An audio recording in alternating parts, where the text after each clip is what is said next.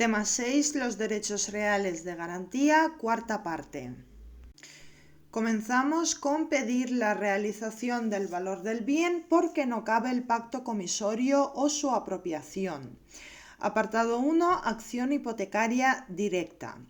Este procedimiento es el antiguo judicial sumario o de ejecución, que estuvo regulado hasta la reforma de la LEC 2000 en el artículo 131 y siguientes de la ley hipotecaria. Hoy la acción hipotecaria directa sigue la regulación de la ejecución dineraria con las particularidades del capítulo 5, esto es, artículos del 681 al 689 de la LEC 2000. En cuanto a los requisitos sin los que no se aplicará el capítulo 5, 1. Que se determine en la escritura de la constitución de hipoteca el precio en que los interesados tasan el inmueble, pues será el tipo en la subasta. El precio no podrá ser inferior al 75% del valor señalado en la tasación realizada en virtud de lo previsto en la Ley de Regulación del Mercado Hipotecario. El artículo 13 de la LCCI expresa que la tasación se realiza por una sociedad de tasación o profesional homologado conforme el Real Decreto 775/1997, independiente del prestamista o del intermediario de crédito inmobiliario, utilizando normas de tasación fiables y reconocidas internacionalmente. Y 2. Que en la escritura conste un domicilio que fijará el deudor para la práctica de los requerimientos y notificaciones, que puede ser una dirección electrónica y que puede modificarse. El íter es el siguiente. 1. Demanda ejecutiva. 2. Despacho de ejecución con requerimiento del pago al deudor y o al hipotecante no deudor y o al tercer poseedor, salvo si se efectuó el requerimiento extrajudicialmente. 3. Petición de certificación de dominio y cargas con los extremos del artículo 656, esto es, titularidad del dominio y demás derechos reales que existan sobre el bien. La certificación se expedirá por el registrador de la propiedad en formato electrónico y se notificará de forma telemática al letrado de Administración de Justicia y al portal de subastas. Si resulta que la hipoteca no existe o ha sido cancelada, el letrado de Administración de Justicia dictará un decreto poniendo fin a la ejecución.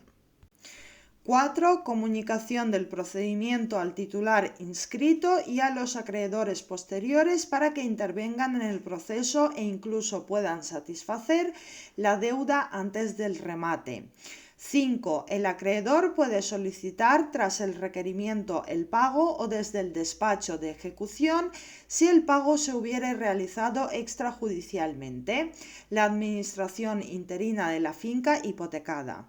6. Convocatoria de subasta, cuyo anuncio, publicidad y desarrollo se hará conforme a los artículos 667 y 668 y la subasta de bienes inmuebles según el artículo 691. Ojo, puede utilizarse también la realización de la subasta mediante convenio o por medio de persona o entidad especializada. 7. Pago del crédito hipotecario y aplicación del sobrante. Y por último, 8. Caso especial, que es la reclamación limitada aparte del capital o de los intereses, cuyo pago deba hacerse en plazos diferentes. El límite de vencimiento anticipado de deudas a plazos es la novedad que introduce la Ley 19/2015. Veamos las novedades. 1. Nueva causa de oposición a la ejecución que introduce la Ley 1/2013, que es la discusión del carácter abusivo de una cláusula contractual que constituya el fundamento de la ejecución o que hubiese determinado la cantidad exigible.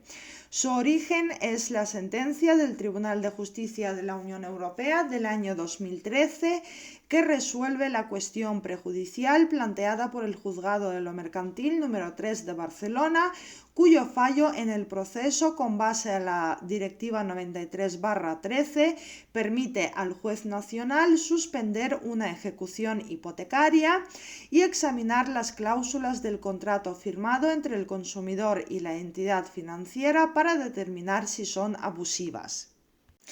Posteriormente, otra sentencia del Tribunal de Justicia de la Unión Europea del año 2014 enjuicia el procedimiento del artículo 695.4 de la LEC, al resolver la cuestión prejudicial interpuesta por la Audiencia Provincial de Castellón sobre si se oponía a la Directiva 93/13, que el procedimiento por el que se puede discutir la abusividad de las cláusulas contractuales y solo permite recurrir en apelación el auto que acuerde el sobreseimiento del proceso o la inaplicación de una cláusula abusiva y excluye el recurso en los demás casos, lo que tiene la consecuencia inmediata de que mientras puede apelar el ejecutante cuando se estima la oposición del ejecutado y se acuerda la terminación del proceso o la no aplicación de una cláusula abusiva, no puede recurrir el ejecutado consumidor en el caso de que se rechace su oposición. El Tribunal de Justicia de la Unión Europea falla con el siguiente tenor. El artículo 7 de la Directiva 93/13, en relación con el artículo 47 de la Carta, debe interpretarse en el sentido de que se opone a un sistema de procedimientos de ejecución hipotecaria, como el convertido en el litigio principal, que establece que el procedimiento de ejecución hipotecaria no podrá ser suspendida por el juez que conozca del proceso declarativo, juez que en su resolución final podrá acordar a lo sumo una indemnización que compense el perjuicio sufrido por el consumidor, en la medida en que éste, en su condición de deudor ejecutado, no puede recurrir en apelación contra la resolución mediante la que se desestime su oposición a la ejecución, mientras que el profesional, acreedor ejecutante, sí puede interponer recurso de apelación contra la resolución que acuerde el sobreseimiento de la ejecución o declare la inaplicación de una cláusula abusiva. Tras esta resolución, el actual artículo 695.4 de la LEC permite la oposición de ambas partes y, por tanto, las dota de iguales armas en el procedimiento de discusión de las cláusulas. La segunda novedad es que dos especialidades para el caso de adjudicación de vivienda hipotecada e insuficiencia de producto para cubrir crédito que presenta el nuevo artículo 579.2. A. Que el ejecutado puede quedar liberado si en 5 o en 10 años desde la fecha del remate cubre su responsabilidad por el 65 u 80% respectivamente de la cantidad total que quedare entonces pendiente, incrementada con el interés legal del dinero hasta el momento del pago. B. Si el ejecutante adjudicatario del bien o del remate y aquel a quien le hubiere cedido el derecho enajenar la vivienda dentro del plazo de 10 años, la deuda remanente en dicho momento se verá reducida en un 50% de la plusvalía obtenida por la venta, deduciendo todos los costes que acredite el ejecutante. Y la tercera novedad es el límite de activar la ejecución por el impago al menos 3 plazos mensuales o un número de cuotas que suponga que el deudor ha incumplido su obligación por un plazo al menos equivalente a 3 meses. Continuamos el tema. ¿Cuándo puede el acreedor activar la ejecución hipotecaria? Esto es, ¿puede pactarse que por impago de una amortización hipotecaria, esto es, capital e intereses, por el impago de 2, de 3, de alguna o de cualquiera? Según el artículo 693.2 de la LEC 2000, sí, pero la sentencia del Tribunal Supremo de 1999 entendió nulo el pacto por abusivo, por el que se podía reclamar la totalidad de la deuda si se combina el vencimiento total en caso de falta de pago de alguno de los plazos, invocando la ley hipotecaria y los artículos 1125 y 1129 del Código Civil y aunque desde el 2008 esta sentencia se minusvalora por el Tribunal Supremo, diciendo que declaraba el pacto nulo en obiter dicta y con un escenario muy concreto. Y el Tribunal Supremo se ha pronunciado en diversas ocasiones a favor de la validez de los pactos de vencimiento anticipado, con base al artículo 1255 del Código Civil, en el que la ejecución hipotecaria reporta más beneficios y ventajas para el deudor, pues no le lleva a los perjuicios de acumulación de condenas al pago de costas procesales, tanto en fase declarativa como en la ejecutiva, y a un incremento de los intereses de demora, y en que siempre se debe modular la gravedad del incumplimiento en función de la duración y cuantía del préstamo y la posibilidad real del deudor de evitar esa consecuencia. Lo cierto es que la Ley 19/2015 limitó la reclamación de la totalidad de la deuda a falta de pago de al menos 3 plazos mensuales sin cumplir el deudor su obligación de pago o un número de cuotas tal que suponga que el deudor ha incumplido su obligación por plazos al menos equivalente a 3 meses y que dicho límite no ha variado. De la sentencia del Tribunal de Justicia de la Unión Europea del año 2013, al resolver la segunda cuestión prejudicial planteada en el caso ACIS, se deduce que el límite previsto en el artículo 693.2 de la LEC debe ser lo mínimo a valorar por los tribunales, de forma que estos deben de valorar en el caso concreto si el ejercicio de la facultad de vencimiento anticipado está justificado, conforme a estos 3 criterios. 1. Esencialidad de la obligación incumplida. 2. Gravedad del incumplimiento en relación con la cuantía y duración del contrato del préstamo. Y 3. La posibilidad real del consumidor de evitar esta consecuencia. Si tras la aplicación de dichos criterios se aprecia la abusividad, no de la cláusula completa, sino de una parte de la misma, ¿qué es lo que pasaría? Este es el problema que da lugar a las cuestiones prejudiciales del auto del Tribunal Supremo de 2017 y del auto del Juzgado de Primera Instancia número 1 de Barcelona de 2017. Cuyos asuntos acumula para su solución el Tribunal de Justicia de la Unión Europea en su sentencia del año 2019 de la siguiente manera. Los artículos 6 y 7 de la Directiva 93/13 sobre cláusulas abusivas deberán interpretarse en el sentido que 1. Si se declara abusiva la cláusula, puede conservarse parcialmente suprimiendo los elementos que la hacen abusiva.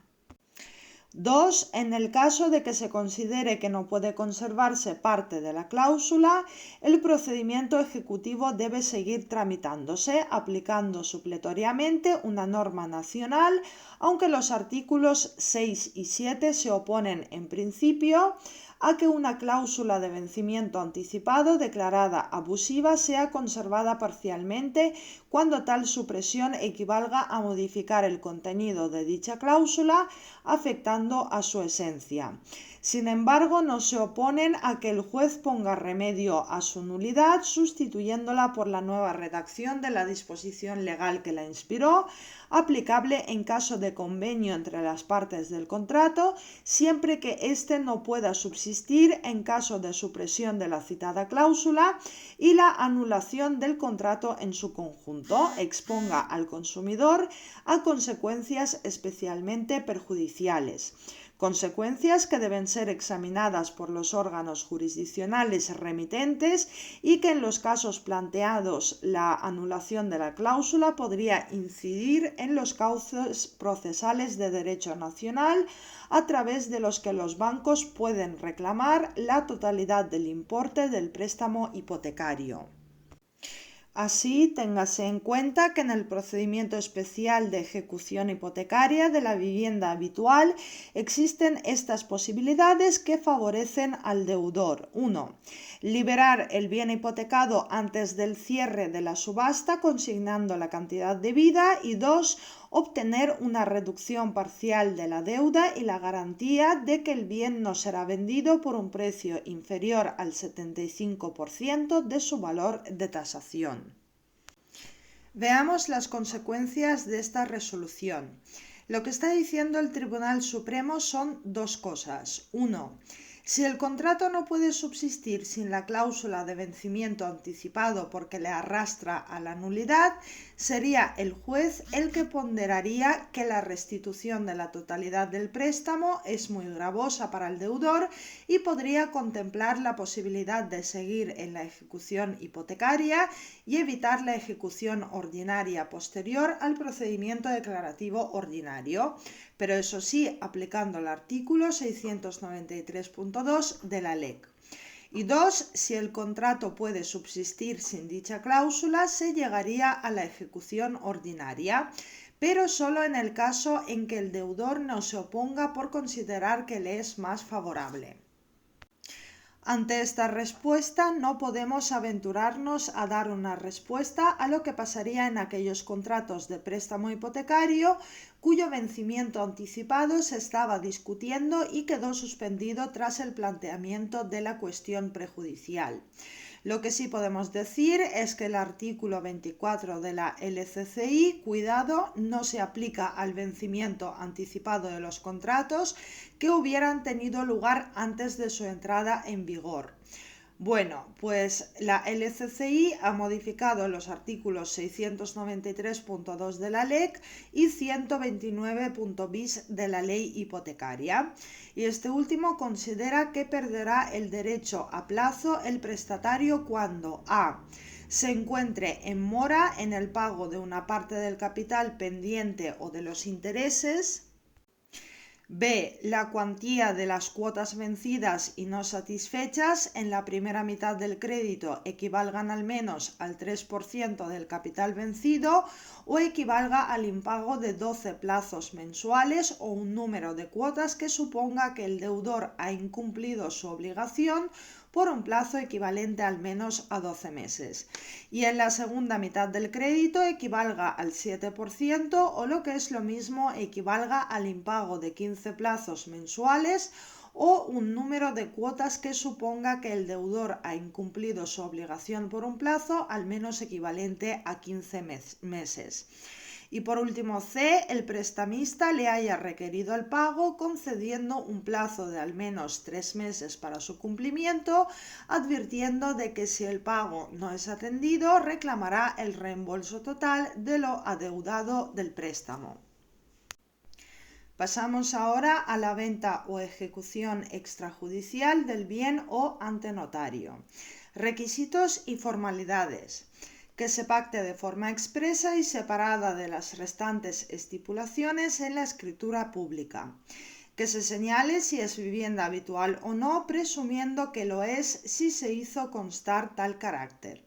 Solo caben hipotecas de tráfico u ordinarias en garantía de los intereses ordinarios y de demora liquidados, con los límites del artículo 114.3 de la Ley Hipotecaria, que en los préstamos para adquisición de vivienda habitual no pueden ser superiores a 3 veces al interés legal del dinero y que no pueden capitalizarse, excepto en el caso del artículo 579.2 de la LEC. Y por último, que se fije el domicilio del hipotecante para la práctica de requerimientos y notificaciones en la escritura de hipoteca. En cuanto a los trámites, son dos. 1. Tipo en la subasta. Será el valor en que los interesados fijen la finca, que no podrá ser distinto del que se haya fijado para el procedimiento de ejecución judicial directa, ni inferior al 75% del valor señalado en la tasación.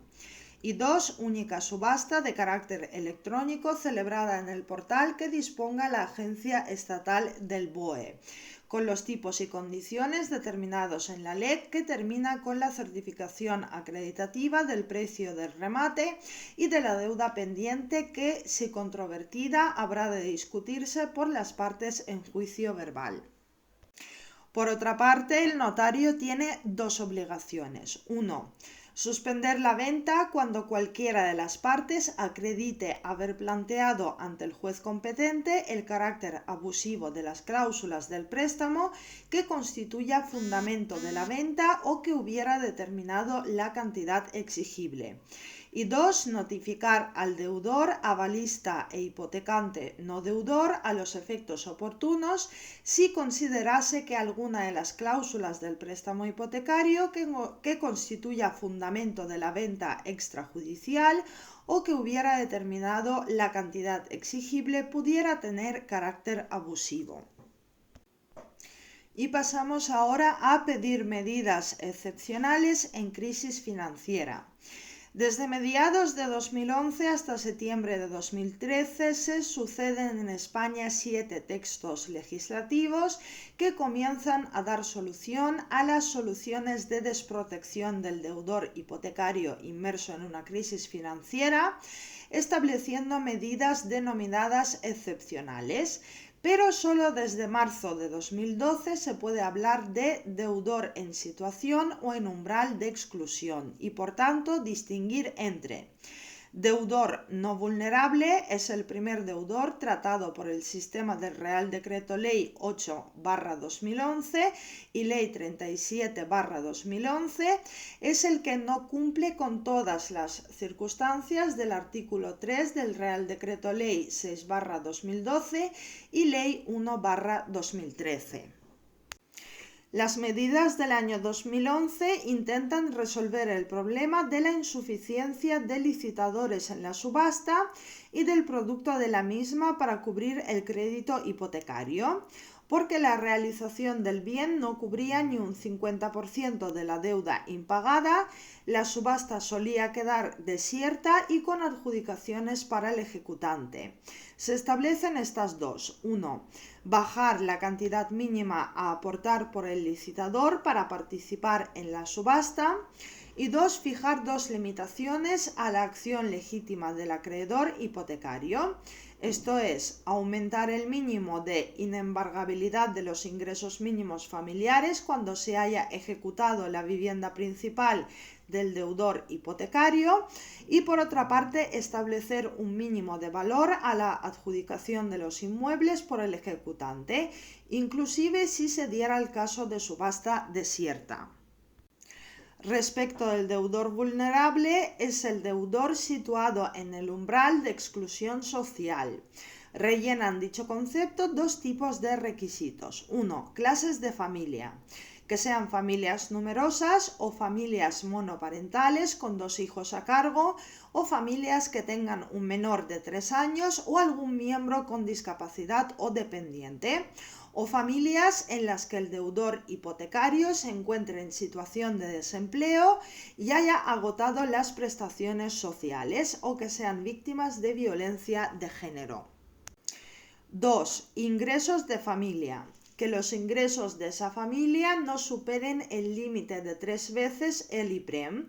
Se eleva este límite hasta 4 o 5 veces el IPREM para unidades familiares en las que algún miembro sea persona con discapacidad o dependiente o que conviva con personas con discapacidad o dependientes y que en los 4 años anteriores al momento de la solicitud la unidad familiar haya sufrido una alteración significativa de sus circunstancias económicas en términos de esfuerzo de acceso a la vivienda, medida tal variación en función de la variación de la carga hipotecaria sobre la renta sufrida en esos últimos 4 años.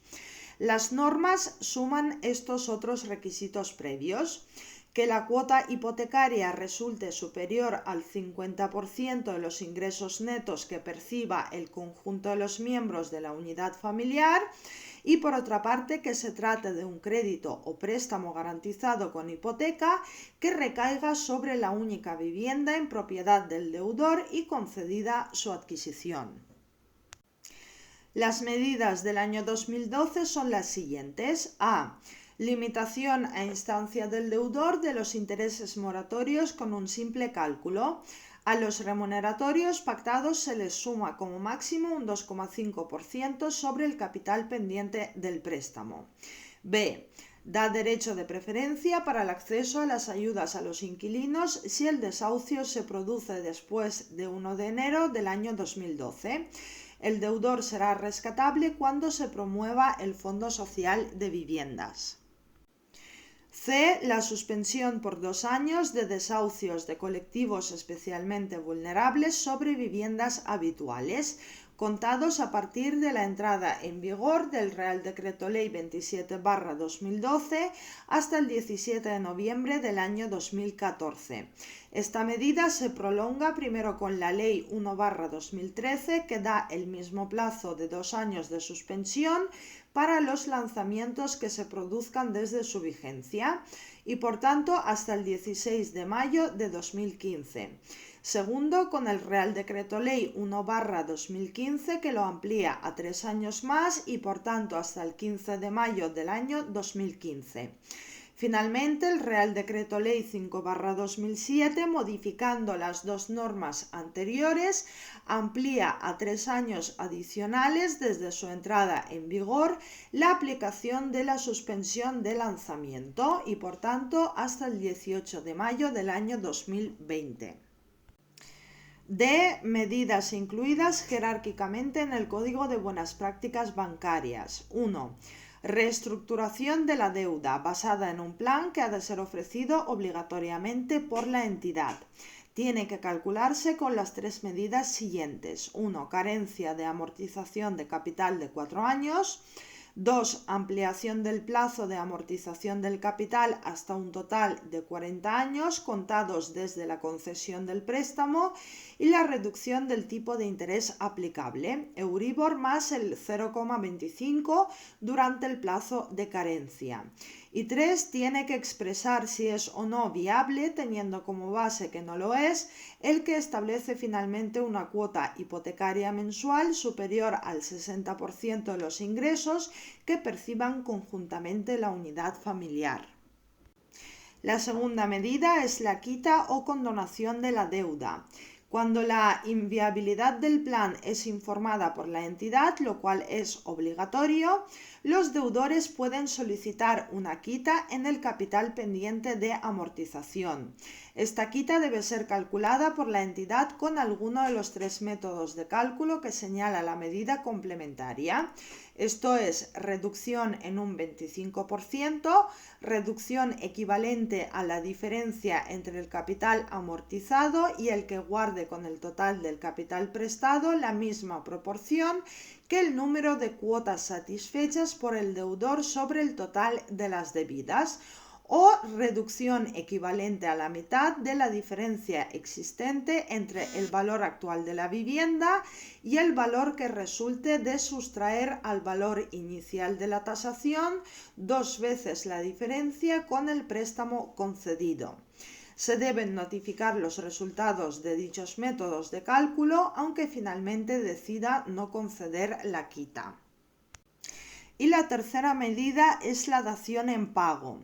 Si pasan 12 meses desde que el deudor solicita que se reestructuren su deuda y ni el plan ni la quita han funcionado, porque al final no son viables, el deudor podrá solicitar la dación en pago de su vivienda habitual como una tercera medida o sustitutiva de ejecución hipotecaria.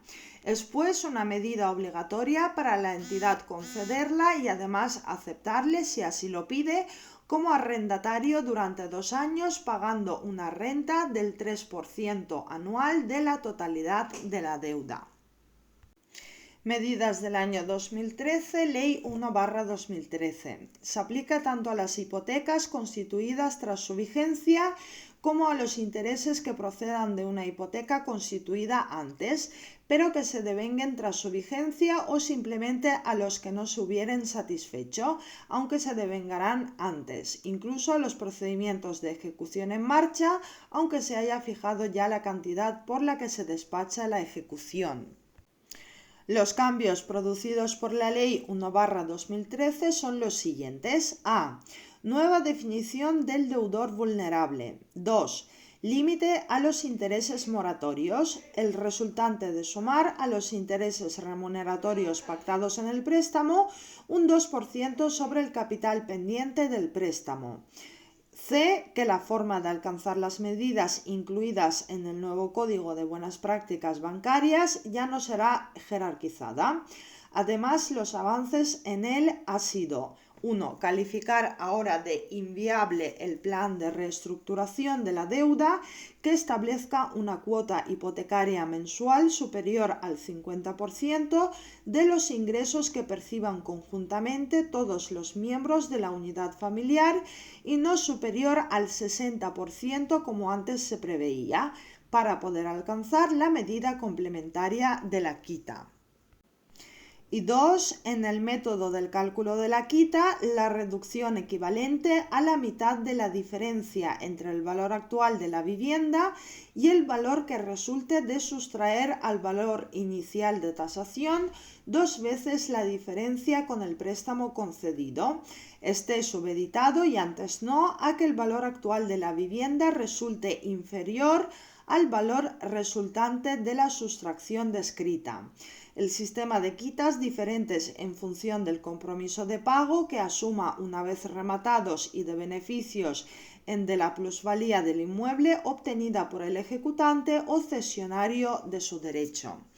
Y D. El límite de intereses remuneratorios y la prohibición de su capitalización no podrán ser superiores a 3 veces el interés legal del dinero y solo podrán devengarse sobre el capital pendiente de pago. Medidas del año 2015, Real Decreto Ley 1/2015, que es el mecanismo de segunda oportunidad. Esto es, dar una segunda oportunidad a aquellas personas naturales de buena fe, no empresarios, que no se benefician de la limitación de la responsabilidad con la que jugaban las personas jurídicas en pro del desarrollo económico.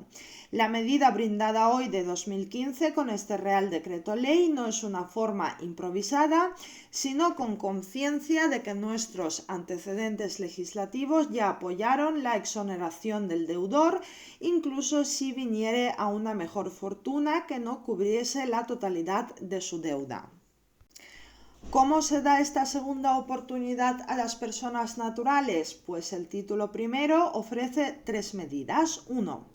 Flexibilizar los acuerdos extrajudiciales de pagos del título 10 de la Ley 22/2003 concursal, y así se incluye a la persona natural no empresario de buena fe que puede verse exonerada de sus deudas de 2 formas. A. Definitivamente, si satisfizo en su integridad los créditos contra la masa, los concursales privilegiados, y si no hay acuerdo extrajudicial de pagos, el 25% de los créditos concursales ordinarios. Y B, si no, provisionalmente, cuando acepte someterse a un plan de pagos de 5 años siguientes y pague los créditos públicos por alimentos contra la masa y los que gocen de privilegio general. La segunda medida es mejorar el Código de Buenas Prácticas para la reestructuración viable de las deudas con garantía hipotecaria sobre vivienda habitual, por 4 razones. A. Se aumenta el límite anual de renta de familias beneficiarias, que se calcula con el IPREM de 14 anualidades, porque se dice que no supere 3, 4 o 5 veces dicho indicador. B. Incluye nuevo supuesto de vulnerabilidad de mayor de 60 años. C. Se introduce una nueva forma de cálculo del límite del precio de los bienes inmuebles adquiridos. Y D. Se introduce la inaplicación definitiva de las cláusulas suelo de los deudores situados en el nuevo umbral de exclusión. Y la tercera medida es ampliar el plazo adicional de 2 años previsto para la suspensión de los lanzamientos sobre viviendas habituales de colectivos especialmente vulnerables hasta el 15 de mayo del año 2017 y se posibilita que más personas se acojan a la suspensión. Medidas del año 2017. Real Decreto Ley 5/2017. 1. Modificación del Código de Buenas Prácticas Bancarias porque se amplía el colectivo de familias que pueden beneficiarse, incluyendo a aquellas con hijos menores o en las que exista una víctima de violencia de género. Ojo, este código es voluntario, en el sentido de que aquellas entidades que quieran seguir en el código, pero con las anteriores redacciones, podrán hacerlo con solo comunicar en el plazo de un mes.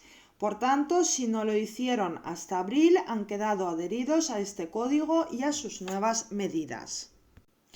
2. Ampliar hasta mayo de 2020 el plazo adicional de 2 años que previó para la suspensión de los lanzamientos sobre viviendas habituales de colectivos especialmente vulnerables. 3. Posibilidad para deudores ejecutados y situados en el umbral de exclusión de solicitar al acreedor ejecutante adherido al Código de Buenas Prácticas el alquiler de la vivienda. Y 4. Compromiso para que en el plazo de 8 meses desde la entrada en vigor de la norma, o sea, hasta noviembre, se propongan medidas destinadas a facilitar la recuperación de la propiedad por los deudores de su vivienda habitual cuando ésta hubiera sido objeto de un procedimiento de ejecución hipotecaria. La LCCI modifica el Real Decreto 6/2012 y establece que el Código de Buenas Prácticas es un mecanismo permanente y obligatorio para todas las entidades adheridas que permita a todos los deudores más vulnerables en situación de impago acceder a las opciones de alivio de la deuda contenidas en el mismo. Medidas del año 2020. Real Decreto Ley 8/2020, Real Decreto Ley 11/2020 y Real Decreto Ley 15/2020. Tras el Real Decreto 463/2020, por el que se declara el estado de alarma para la gestión de la situación de crisis sanitaria ocasionada por la COVID-19, se adopta la moratoria de pago de los préstamos garantizados con hipoteca de forma gradual que se refiere actualmente respecto del inmueble no solo a viviendas habituales, sino locales de autónomos. Respecto del concepto de deudores hipotecarios en situación de vulnerabilidad, a las personas físicas, jurídicas, autónomos, avalistas e hipotecantes, propietarios que sufran impago de alquiler. Los parámetros que se recogen son a. Que el deudor hipotecario, pese a estar en situación de desempleo o en caso de ser empresario o profesional, sufra una pérdida sustancial de sus ingresos o una caída sustancial en sus ventas. B. Que el conjunto de ingresos de los miembros de la unidad familiar no supere en el mes anterior a la solicitud moratoria con carácter general el límite de 3 veces el IPREM. Este límite se incrementará en 0,1 veces el IPREM por cada hijo a cargo en la unidad familiar. El incremento aplicable por hijo a cargo será de 0,15 veces el IPREM por cada hijo en el caso de unidad familiar monoparental. Este límite se incrementará en 0,1 veces el IPREM por cada persona mayor de 65 años, miembro de la unidad familiar. En caso de que alguno de los miembros de la unidad familiar tenga declarada discapacidad superior al 33%, situación de dependencia o enfermedad que le incapacite acreditadamente de forma permanente para realizar una actividad laboral. El límite previsto de 3 veces el IPREM será de 4 veces, sin perjuicio de los incrementos acumulados por hijo a cargo. Y por último, en caso de que acreedor hipotecario sea persona con parálisis cerebral, con enfermedad mental o con discapacidad intelectual, con un grado de discapacidad reconocido igual o superior al 33%, o persona con discapacidad física o sensorial con un grado de discapacidad reconocida igual o superior al 65%, así como en los casos de enfermedad grave que incapacite acreditadamente a la persona o a su cuidador para realizar una actividad laboral. El límite previsto de 3 veces el IPREM será de 5 veces. Los efectos son la suspensión del pago de la deuda hipotecaria, cuota hipotecaria y amortización de capital o pago de intereses, inaplicación de cláusula de vencimiento anticipado y de los intereses moratorios pactados. Y terminamos esta cuarta parte con extinción de la hipoteca o de la obligación que asegura frente a terceros. La pregunta es, ¿puede subsistir la hipoteca aun cuando se haya cumplido la obligación que aseguraba? La respuesta es sí, frente a terceros, por el del sistema hipotecario y en contra del carácter accesorio de la hipoteca. Es necesario elevar al registro la escritura pública que expresa el consentimiento del acreedor para la cancelación.